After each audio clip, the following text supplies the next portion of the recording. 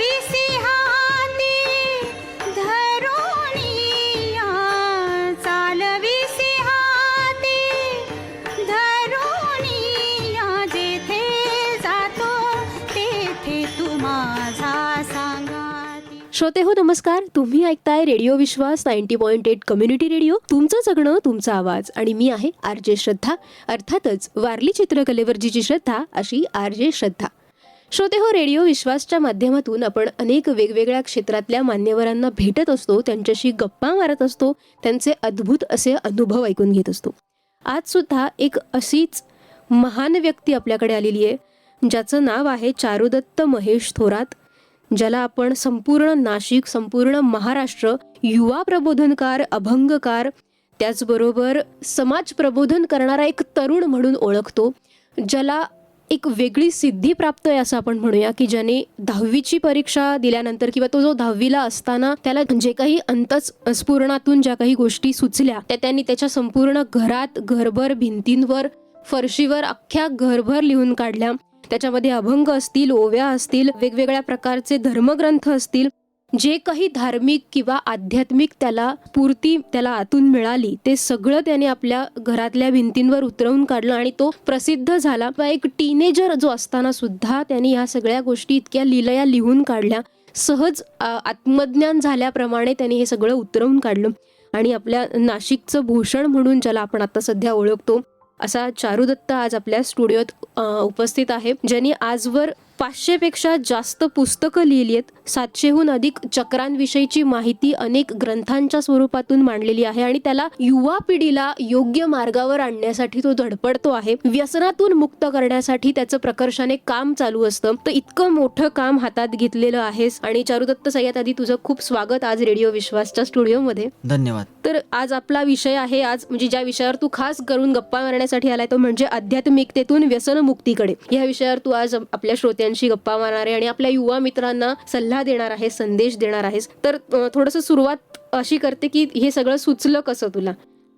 नाही, लहानपणापासून मला एकतर संत परंपरेची जास्त ओढ होती आणि संत परंपरेची ओढ ही आम्हाला आमच्या घराण्यातून मिळाली किंवा ती का पूर्वजन्मापासून मिळाली. म्हणजे एकंदरीत धार्मिक परंपरा ही कुठेतरी महाराष्ट्राला मिळालेली आहे किंवा धार्मिक परंपरा ही महाराष्ट्राला लाभलेली आहे. संतांची परंपरा ही महाराष्ट्राला लाभलेली आहे. कुठेतरी संतांच्या परंपरेमधून एक स्फूर्ती आली, माता पित्यांची जी पुण्याई होती ती कुठेतरी मला मिळाली आणि त्यामुळे मला असं जाणवलं की आपण कुठेतरी संतांच्या माध्यमातून आपण जीवन जगायला पाहिजे किंवा संतांच्या जीवनाशी एकनिष्ठ होऊन आपण जीवन जगलं पाहिजे. आज आपण समाजात पाहतो की अनेक तरुण हे वेगळ्या मार्गाने जीवन जगतात, एक भौतिक मार्गाने जीवन जगतात, परंतु आज कुठेतरी एक स्वामी विवेकानंदांसारखा एक युवक पुढे येऊन कुठेतरी त्यांनी आध्यात्मिक जीवन जगून जर लोकांना कुठेतरी मार्गदर्शन केलं तर कुठेतरी आध्यात्मिक जीवन जगून सुद्धा लोकांना एक खऱ्या अर्थाने प्रेरणा मिळू शकते. त्यामुळे आपण संतांची परंपरा जी आहे ती धारण करण्याचा प्रयत्न करतोय आणि संतांच्या परंपरेतून लोकांना मार्गदर्शन करण्याचा प्रयत्न करतोय की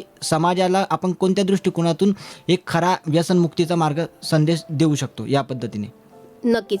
तू विष्णू भक्त आणि ऐतिहासिक काळाराम मंदिराचा भक्त म्हणून ओळखला जातोस आणि तुझ्या घरभर अनेक ओव्या आणि अनेक अभंग, अनेक आकृत्या काढलेल्या आहेत आणि ज्याला इतिहासकारांनी सुद्धा मान्यता दिली आहे आणि हे अगदी अद्भुत आहे असं त्यांनी म्हटलेलं आहे. तर हे सगळं जेव्हा तू सुरुवात केली लिहायला, तर कसं म्हणजे व्यसनमुक्ती ही संत परंपरेतून व्यसनमुक्तीकडे आपण कशा पद्धतीने जाऊ शकतो त्याबद्दल काय सांगशील? नाही, आमचा एकंदरीत म्हणणं हेच आहे की जगाला हेवा वाटेल असा अभ्यासयुक्त व्यसनमुक्त महाराष्ट्र चला घडवूया. म्हणजे आम्ही सुरुवातीपासून जे काम करतोय ते ह्याच लोगोखाली काम करतोय की जगाला हेवा वाटेल असा अभ्यासयुक्त व्यसनमुक्त महाराष्ट्र आपल्याला द्यायचा आहे. आणि जोपर्यंत बघा, लक्षात ठेवा की आपल्याला महाराष्ट्राचं भविष्य व्यवस्थित करायचं आहे, आपल्याला महाराष्ट्राच्या भविष्याच्या दृष्टिकोनातून आपल्याला काहीतरी एक मार्गदर्शन द्यायचं आहे. तर कुठेतरी व्यसनमुक्ती आणि अभ्यासयुक्त ह्या दोन परंपरा जर महाराष्ट्राला लाभल्या तर कुठेतरी आपण समाजाला एक वेगळी ओळख देऊ शकतो किंवा समाजाला एक वेगळी दिशा देऊ शकतो. म्हणजे व्यसनमुक्ती ही या समाजात गरजेची का आहे? कारण एकतर जोपर्यंत तुम्ही व्यसनमुक्त असतात त्यावेळेला तुमचं शरीर हे व्यवस्थित काम करतं, तुमचं मन हे व्यवस्थित काम करू शकतं. जो व्यक्ती व्यसनाच्या आधीन आहे तो व्यक्ती चांगला विचार करू शकत नाही. म्हणजे वैज्ञानिकांनी सुद्धा हे मान्य केलंय की जो व्यक्ती व्यसनाच्या आहारी जातो, जो व्यक्ती दारू किंवा अशा प्रकारे वेगवेगळ्या प्रकारचे व्यसन करतो, तो व्यक्ती नीट विचार करू शकत नाही. आणि ज्या व्यक्तीला कोणतंही व्यसन नाही, जो व्यक्ती निर्व्यसनी आहे, अर्थात व्यसन कोणतं करावं? व्यसन हे पुस्तकांचं केलं पाहिजे. आपण पुस्तकांचं वाचनाचं आपल्याला व्यसन पाहिजे, किंवा आपल्याला चांगलं ऐकण्याचं व्यसन आपलं पाहिजे, किंवा भजन कीर्तन ऐकण्याचे आपल्याला व्यसन पाहिजे. हे व्यसन जर असतील माणसाला, तर माणूस हा कुठेतरी भविष्यामध्ये उन्नत होऊ शकतो. फक्त जर त्याला द्रव्यांचं व्यसन असेल, जर त्याला फालतू अशा एक वेगवेगळ्या प्रकारच्या रसायनांचं व्यसन असेल, तर माणूस हा कुठेतरी प्रगती करू शकत नाही. थोडक्यात सांगायचं तात्पर्य असं आहे की जीवनामध्ये व्यसन हे गरजेचं आहे, परंतु व्यसन हे फक्त चांगल्याच गोष्टींचं असलं पाहिजे, पुस्तक वाचनाचं असलं पाहिजे, किंवा एखाद्या चांगले आदर्श आपण जर जीवनामध्ये घेतले, निवृत्ती ज्ञानदेव, सोपान मुक्ताबाई, एकनाथ नामदेव, तुकारामांचे आपण आदर्श जर जीवनामध्ये घेतले, तर मला असं वाटतं भक्ती परंपरा हीच जर आपल्या खऱ्या अर्थाने व्यसनयुक्त होऊ शकते. भक्ती परंपरा हीच आपले व्यसन असलं पाहिजे. बाकी विपरीत तत्व ही आपले कधी व्यसन होता कामा नये. सांगायचं तात्पर्य हेच आहे की आपण जीवनाला कोणत्या दृष्टिकोनातून पाहिलं पाहिजे, हेच शास्त्र आपण दत्ताश्रयाच्या माध्यमातून सांगू शकतो. बर, तू आजवर 500 पेक्षा जास्त पुस्तकं लिहिली आहेत, तर ते कोणकोणते विषय आतापर्यंत तू निर्माण केलेस किंवा तू कशी रचना केलीस त्याबद्दल काय सांगशील? खरं तर आपण जे पुस्तकं लिहितो किंवा आपण जे ग्रंथ लिहितो, ते सगळे ग्रंथ आपल्याला आंतरस्फूर्तीतून येतात.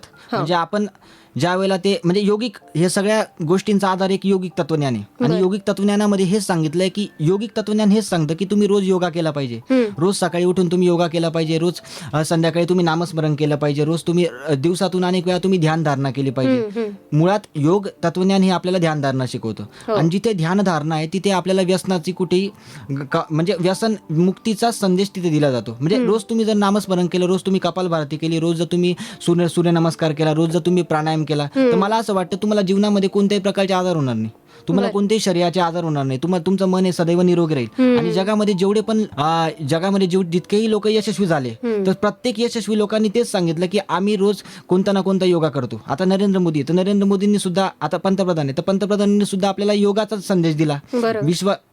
हा देश हा योगिक देश म्हणून ओळखला जातो. भारत देश जो आहे हा ना धनाने ओळखला जातो, ना कोणत्याही गोष्टीने ओळखला जातो.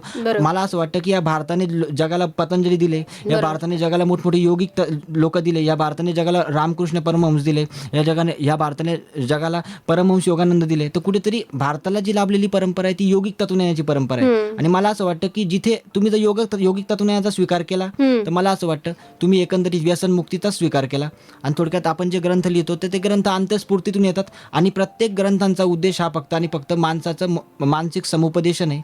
आणि एकंदरीत तुम्ही तुमच्या जीवनाची म्हणजे बालपणी अज्ञानपण, तरुणपणी व्यसन, वृद्धपणी राम उपयोग नाही. म्हणजे तुम्ही बालपणी अज्ञानी असतात, तुम्ही काही करतात, तरुणपणात सगळं करून सुद्धा तुम्ही व्यसन करत असाल तर काही उपयोग नाही. थोडक्यात आपली माणूस हा व्यसनमुक्त केव्हा होऊ शकतो, तर केवळ आपण विचार करतोय म्हणून व्यसनमुक्त नाही होऊ शकत.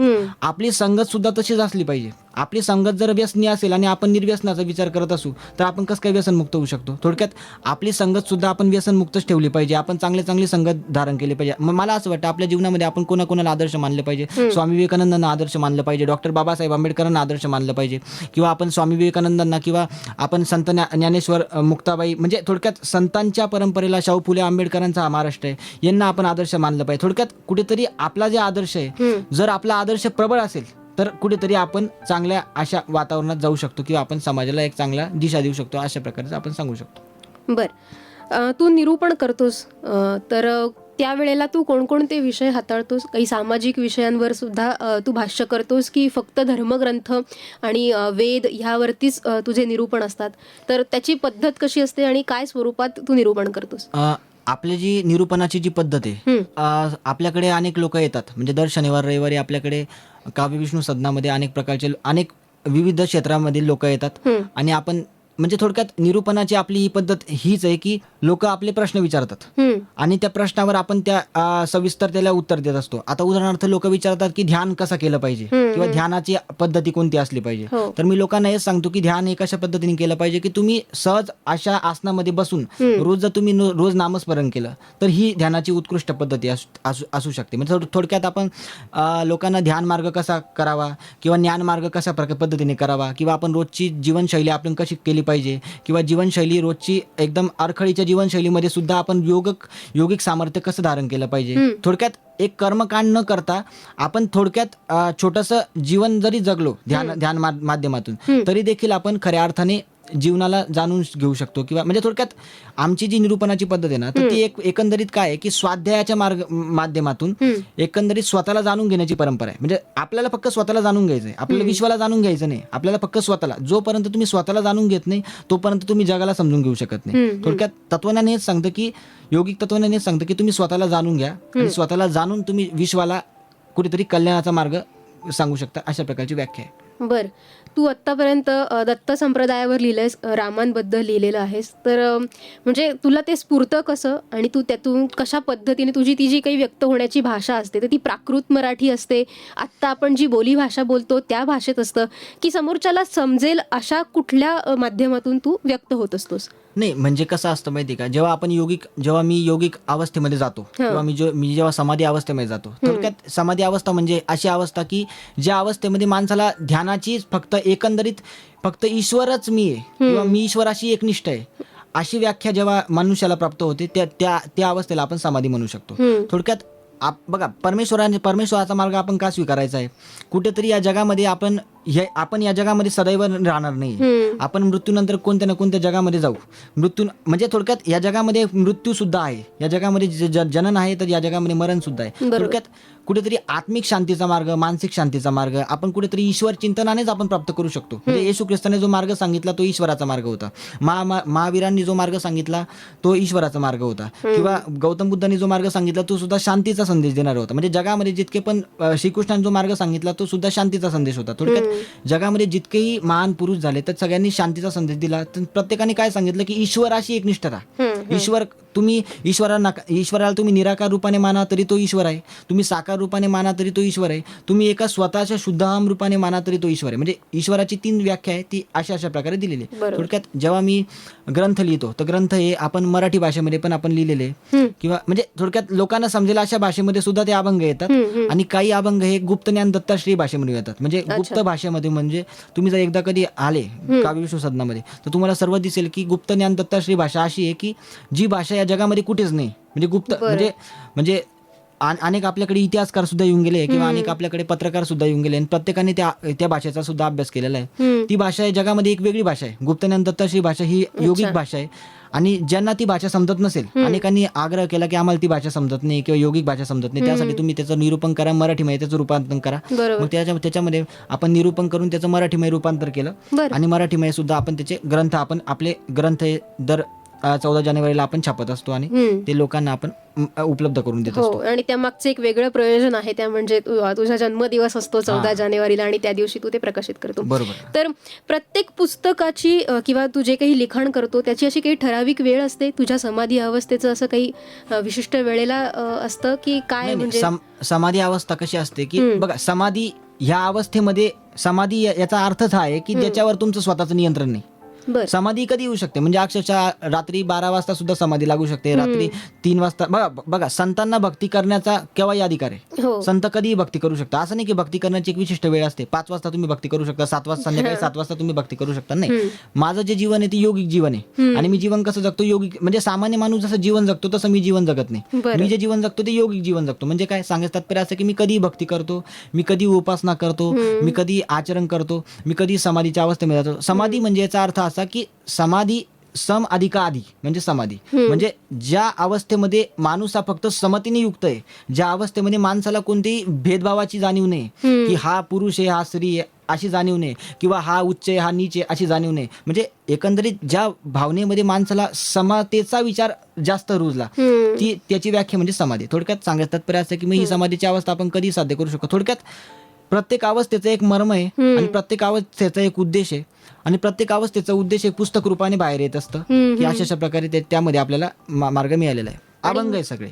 अच्छा, अभंगाच्या स्वरूपात सगळी रचना आहे. आणि ज्यावेळेला तुझ्याकडे 10वी-12वीची मुलं सुद्धा सल्ला घेण्यासाठी येतात आणि त्यावेळेला तू त्यांना जे मार्गदर्शन करतो, MPSCचे पण येतात, तर त्यावेळेला ते सगळं मार्गदर्शन अगदी अचूक निघतं का? परीक्षेला आलेला प्रश्न तोच असतो जो तू आधी सांगितलेला असतोस. तर ह्या मागचं काय नेमकं कारण आहे किंवा तुला ते कसं ज्ञात होतं? नाही, कसं आहे माहितीये का की बघा, आजचे विद्यार्थी हे नीट अभ्यास करत नाही, आजचे विद्यार्थी मनापासून अभ्यास करत नाही. मी जेव्हा 10वीला होतो ना तर मी आमच्या शिक्षकांनी आम्हाला काय सांगितलेलं असायचं माहिती आहे का, की मी गाईड वापरायचो नाही. बघा, आयुष्यात जर तुम्हाला यशस्वी व्हायचंय ना, तर कधी तुम्ही गाईड वापरू नका, वेगळं असं काहीतरी रेफरन्स वापरू नका किंवा वेगळी अशी नोंदणी वापरू नका. मी आयुष्यात अभ्यास कसा केला हे मी तुम्हाला सांगतो, की मी केवळ पुस्तक वाचतो, जे ओरिजिनल पुस्तक आहे ते मी वाचतो. म्हणजे तुम्ही जर गाईडाचा आधार घेऊन जर वाचन करत असाल तर तुम्हाला कधीच अभ्यास येणार नाही.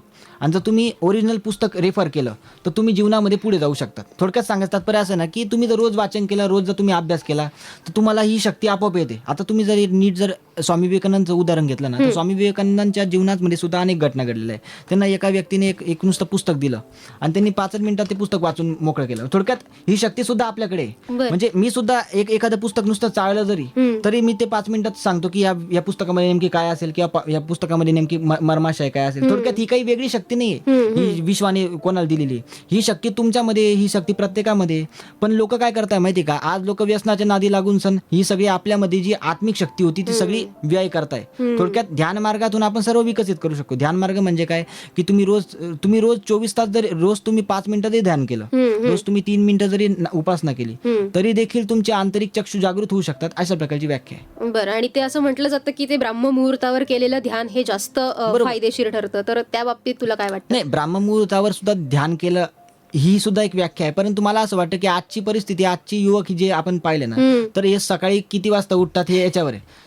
आणि मी अनेक युवक पाहिले की जे 7-7 वाजता, म्हणजे त्यांच्या घरामध्ये देवपूजा 12-12 वाजता होते. मग मी सांगतो की देवपूजा करून उपयोग नाही. तुमची जी देवपूजा आहे किंवा तुमची जी विधी आहे ती विधीच्या वेळेला झाली तर हे योग्य आहे. बरोबर. तुम्ही जर विधी वगळता जर तुम्ही केव्हाही देवपूजा करत असाल, केव्हाही उपासना करत असाल, केव्हाही नामस्मरण करत असाल किंवा केव्हाही तुम्ही अभ्यास करत असाल तर ते काही उपयोगाचे नाही. आणि आजचे विद्यार्थी जर आपण पाहिले ना, तर आजचे विद्यार्थी अभ्यास केव्हा करतात, परीक्षा आल्यावरच अभ्यास करतात. खरं तर अभ्यास हा, आणि कसं असतं माहिती का, तुम्ही शालेय पुस्तकांव्यतिरिक्त सुद्धा तुमचा अभ्यास असला पाहिजे. म्हणजे शालेय मी जेव्हा शाळेत होतो तर शालेय पुस्तक सुद्धा मी वाचन करायचो आणि याच्या व्यतिरिक्त सुद्धा मी दुसरे पुस्तकं सुद्धा रेफर करायचो, जे माझ्या सिलेबसमध्ये नाही ते सुद्धा मी वाचन करायचो. थोडक्यात सांगायचं तात्पर्य असं ना, की विद्यार्थी हा पूर्णतः जागृत असला पाहिजे. विद्यार्थ्याला बघा कसं असतं माहिती का, तुम्हाला जगायचं आहे तर केवळ स्वतःसाठी जगू नका, तर आपल्याला भविष्यासाठी काहीतरी द्यायचंय, भविष्याला समाजाला आपल्याला काहीतरी द्यायचंय. या दृष्टिकोनातून आपण जगलो, उद्याची परिस्थिती काय राहील याचा विचार नका करू, तर भविष्यामध्ये एक वर्षानंतरची परिस्थिती काय राहील याचा विचार जर करून जर आजच्या विद्यार्थ्यांनी जर आजच अभ्यास सुरू केला तर येणारा काळ खऱ्या अर्थाने प्रगल्भ राहील. बर, नक्कीच. तू कोणाला आदर्श मानतोस आणि या व्यसनमुक्ती करण्यासाठी कुठल्या आदर्शांची जोपासना करावी याविषयी काय सांगशील? मला असं वाटतं की व्यसनमुक्ती करण्यासाठी आपल्या महाराष्ट्राला जी संत परंपरा लाभलेली, तर या संत परंपरेचा जर नीट आपण अभ्यास केला तर हीच आपल्यासाठी व्यसनमुक्तीसाठी खरा आदर्श. म्हणजे निवृत्ती ज्ञानदेव, सोपान मुक्ताबाई, एकनाथ नामदेव, तुकाराम, शाहू फुले आंबेडकर, हे जी आपल्याला जी परंपरा लाभलेली ही महाराष्ट्राची जी संत परंपरा आहे, महाराष्ट्राला जो ऐतिहासिक वारसा लाभलेला आहे, मला असं वाटतं प्रत्येकाने जर ग्रंथालयात जाऊन यांच्यापैकी एकाही संतांचं नुसतं वाचन जरी केलं तरी त्यांना व्यसनमुक्ती होऊ शकते किंवा व्यसनमुक्तीचा त्यांना संदेश मिळू शकतो असं मला वाटतं. थोडक्यात वाचनातूनच आपण व्यसनमुक्ती करू शकतो, ध्यानाच्या माध्यमातून आपण व्यसनमुक्ती करू शकतो किंवा योगिक विचाराच्या माध्यमातून आपण व्यसनमुक्ती करू शकतो. ज्या गोष्टीमध्ये किंवा ज्या तत्वामध्ये मानसिक समुपदेशन आहे, ज्या तत्वामध्ये मानसिक संज्ञापन आहे, म्हणजे याला मानसशास्त्राचा सुद्धा आधार आहे, आपण जे सांगतोय याला वैज्ञानिक आधार सुद्धा आहे. थोडक्यात दिवसातून आपण अनेक वेळा जरी एक पुस्तक जरी वाचलं जे दैविक तत्वज्ञानावर आहे किंवा जे संत तत्वज्ञानावर आहे, तरी देखील आपण कारण व्यसन माणूस का करतो, कारण त्याला ते विचार येतात. आपण त्या विचारांना दूर करायचंय, बरोबर ती व्यसनाची व्याख्या आपण दूर करू शकतो, अशा प्रकारची व्याख्या आहे. बर, नक्कीच. तुझा हा जो काही आतापर्यंतचा प्रवास आहे याच्याकडे तू कशा दृष्टीने बघतो? तू स्वतःला खूप ब्लेस समजतोस? नाही, कसं असतं माहिती का, की एक योगी जेव्हा माणूस जीवन जगतो तर तो स्वतःला कधी काही समजू शकत नाही. कारण बघा, योगी आपण जेव्हा बनतो ना, तर ते जेव्हा तुमचं चित्त शून्य होतं, आपल्याला आता काही प्राप्त करायचं नाही, आपल्याला आता काही पाहिजे नाही, आपण फक्त जे जगायचंय ते समाजासाठी जगायचंय, आपल्याला जे जगायचंय ते एका चांगल्या उद्दिष्टासाठी जगायचंय, ही व्याख्या जेव्हा मनुष्याला प्राप्त होते तेव्हा तो योगी बनू शकतो. मला असं म्हणायचंय की नुसतं माळ घालून किंवा नुसते कपडे घालून भगवे कपडे घालून कोणी योगी बनत नाही. थोडक्यात योगिक तत्वाचा वारसा जोपर्यंत तुम्ही जपत नाही तोपर्यंत तुम्ही योगी बनू शकत नाही. थोडक्यात सांगायचं तात्पर्य असं आहे की मला असं वाटतं की अजूनपर्यंत मी काहीच नाही. येणाऱ्या काळात जर मी समजा महाराष्ट्रासाठी काही चांगलं काम केलं तर कुठेतरी ते अजून मला काहीतरी प्राप्त झालं असं मी समजेल. नक्कीच. तर साधारण कशी असते दिनचर्या? किती वेळ साधना, किती वेळ निरूपणासाठी किती वेळ देतोस? लोकांचे प्रश्न सोडवण्यासाठी तू कसा उपलब्ध असतोस? त्याबद्दल काय सांगशील? नाही, कसं असतं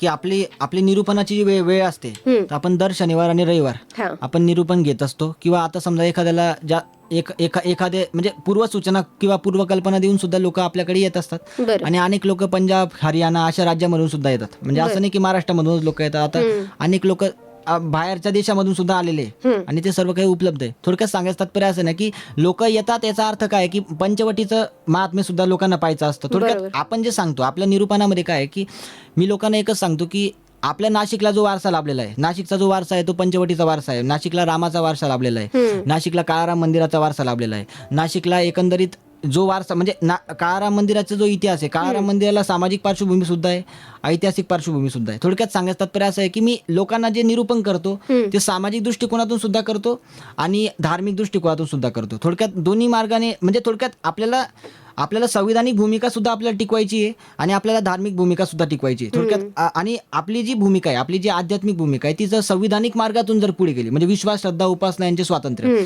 या स्वातंत्र्याला उपभोगून आपण जर खऱ्या अर्थाने जर कोणालाही त्रास न देता आपण सामाजिक असं लोकांचा जपला तर निश्चितपणे आपल्याला खऱ्या अर्थाने व्याख्या त्याची करता येऊ शकते. नक्कीच.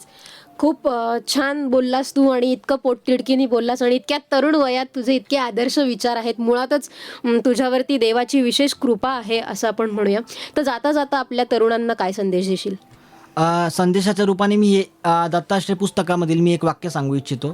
वासना ही डोळ्यांना आंधळी करते, कानांना बहिरी आणि वाचेला मुकी करणारी ती असते. ज्याप्रमाणे सुरुवातीला हौशेने म्हणून माणूस दारू पितो, त्या हौशेचे रूपांतर सवयीत होते, सवय वाढता वाढता व्यसनात परिवर्तित होते आणि एक दिवस अशी येऊन पोचते की ज्या अवस्थेत माणूस दारूला गिळत नसून दारूच माणसाला गिळायला लागते. अगदी हीच अवस्था वासनेची आहे. वासना ही व्यसनाची असो वा धनाची अथवा कशाची, ती शेवटी वासना म्हणूनच गणली जाईल. वासना आत्म्याची अमरता नष्ट करणारी आहे. ज्याने कुणी आपल्यातील वासनेचा त्याग केला नाही त्याला कधी सत्यदर्शन घडलेलं नाही. थोडक्यात सांगायचं तात्पर्य असं आहे की आपण कुठेतरी आपल्यातील वासनेचा त्याग केला तरच आपण कुठेतरी व्यसनमुक्त होऊ शकतो. अशा प्रकारे मी आपल्याला संदेश देऊ शकतो. नक्कीच. धन्यवाद चारुदत्त, तू आज इथे आलास, इतक्या छान गप्पा मारल्यास आणि व्यसनमुक्तीसारखं कार्य तू हाती घेतलेलं आहेस. असेच समाजहितपर विषय तू हाताळावेस आणि लोकांचं प्रबोधन करत राहावंस अशा तुला सदिच्छा देते आणि आत्तापुरती तुझी रजा घेते. आपण इथेच थांबूया. धन्यवाद. धन्यवाद. श्रोते हो, आत्तापुरतं इथेच थांबूया. पण पुन्हा भेटूच नवीन कार्यक्रमामध्ये. तोपर्यंत ऐकत रहा रेडिओ विश्वास 90.8 कम्युनिटी रेडिओ. तुमचं जगणं, तुमचा आवाज. तेथे तू माझा